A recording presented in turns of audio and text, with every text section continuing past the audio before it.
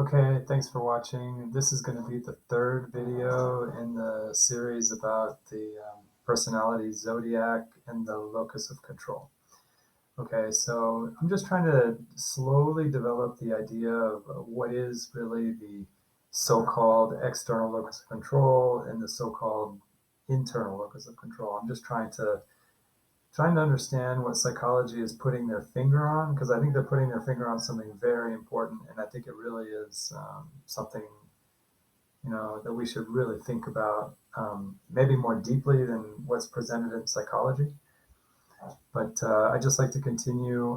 In the last video, I kind of tried to give my best explanation as to the external locus of control. Basically, instead of just saying it's the attitudes that everything is happening to me from the outside, okay, being sort of like subject to circumstances. I think it's better to say, hopefully, I hope I'm right about this, that it's better to say that it's kind of like the reactive part of us, the reactive, the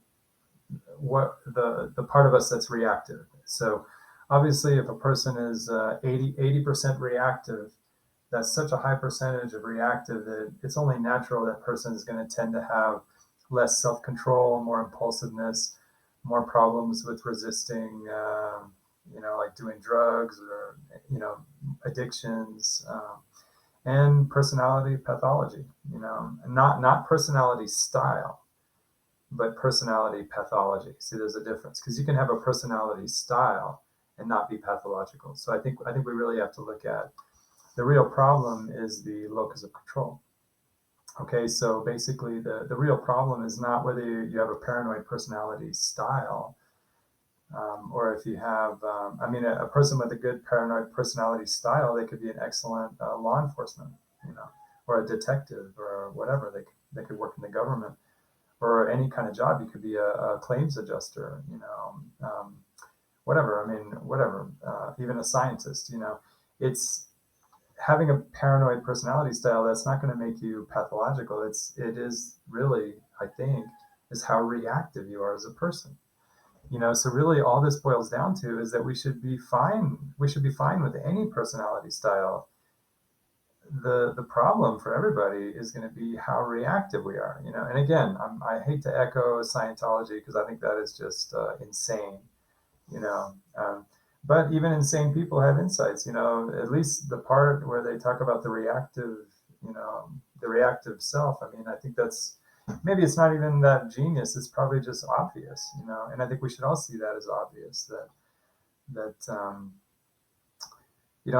God, nobody needs to go look for a cult to get help with this. This is just something on our own. We can notice. That if we're too reactive, then that is just going to cause problems no matter what personality we have. And I would like to say this: I think all personalities are problematic.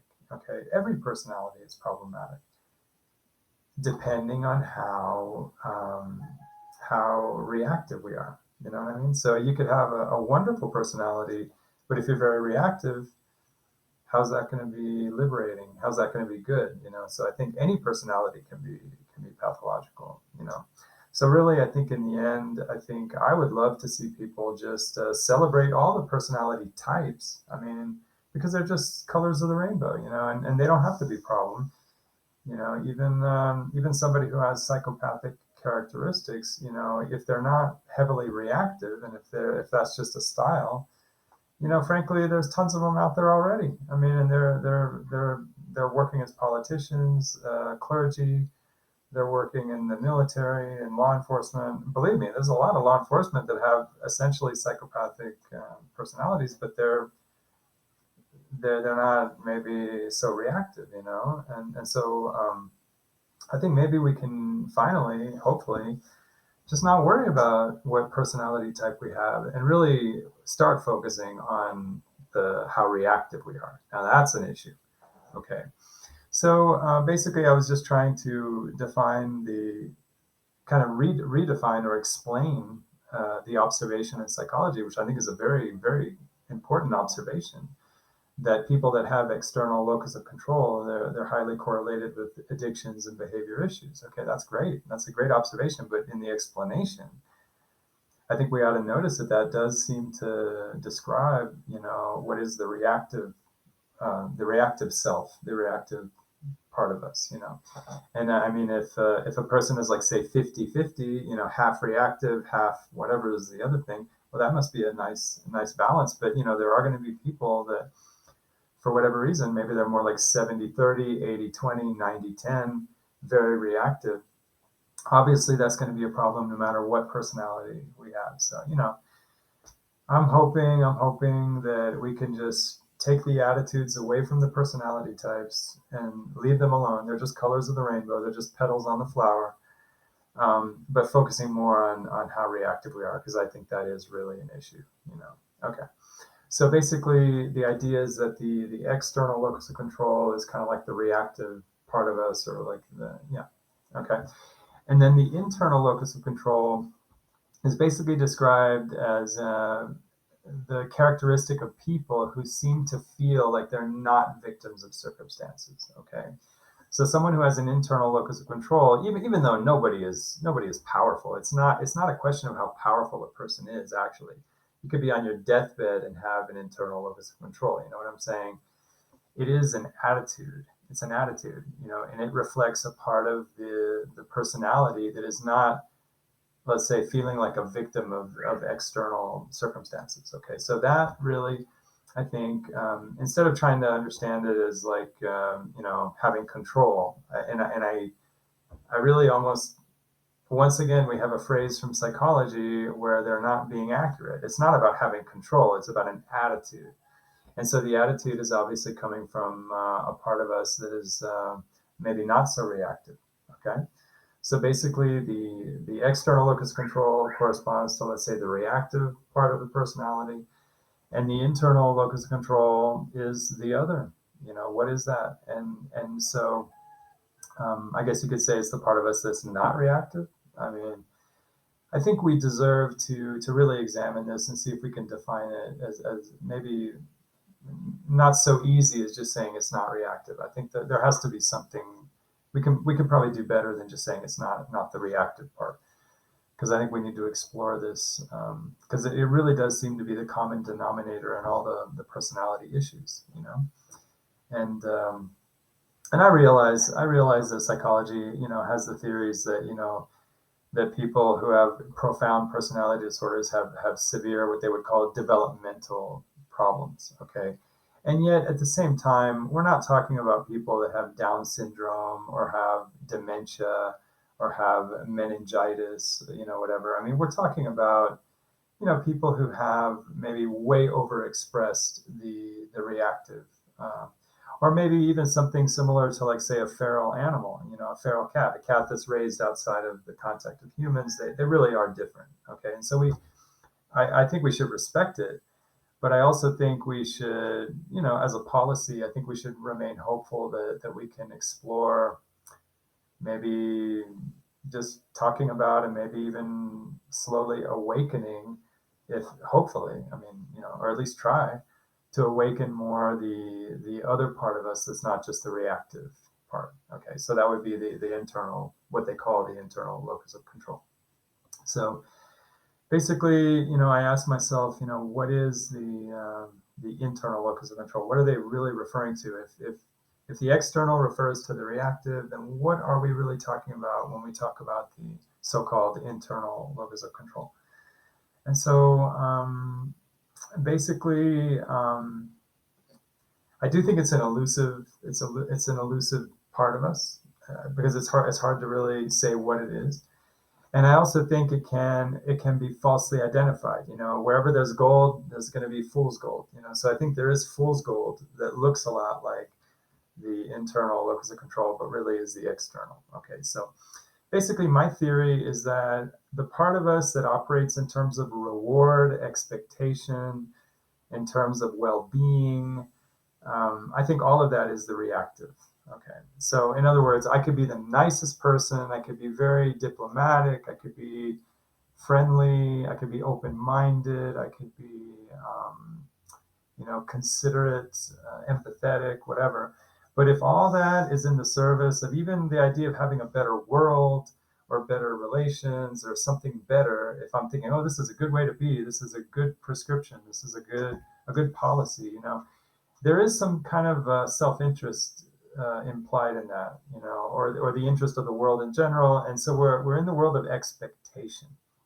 And so I do think that everything that has expectation and everything that also has kind of that weird flavor of this is how it should be.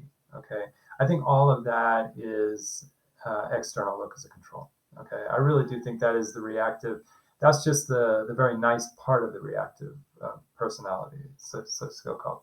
The reactive personality is a very large continent, and it has some very nice and very ugly parts to it. So I do think the reactive self has some beautiful parts, and some that even pass as you could be mistaken, for the true other thing, whatever that is not the reactive. And in my opinion, I think the complement to the reactive self is really the part of us that just is beyond all interest, beyond any interest, that is truly neutral and truly detached, from all interest. I think it's kind of like the neutral watcher. I think it's above even empathy. I think empathy is down in the level of the reactive mind. So I do think that, and I know there are people that are even turned off by anything. It's telling people get turned off by things that are not part of the reactive. It's almost like the reactive is a home space. It's a place we really, really like to be, and we're very vicious about it, even political. So I do think that, I will postulate that the internal locus of control, so-called, is really the complement to the reactive. I really think is a neutral place beyond, a neutral visionary place beyond any interest. It's just noticing, just watching. It's kind of like almost Buddhist.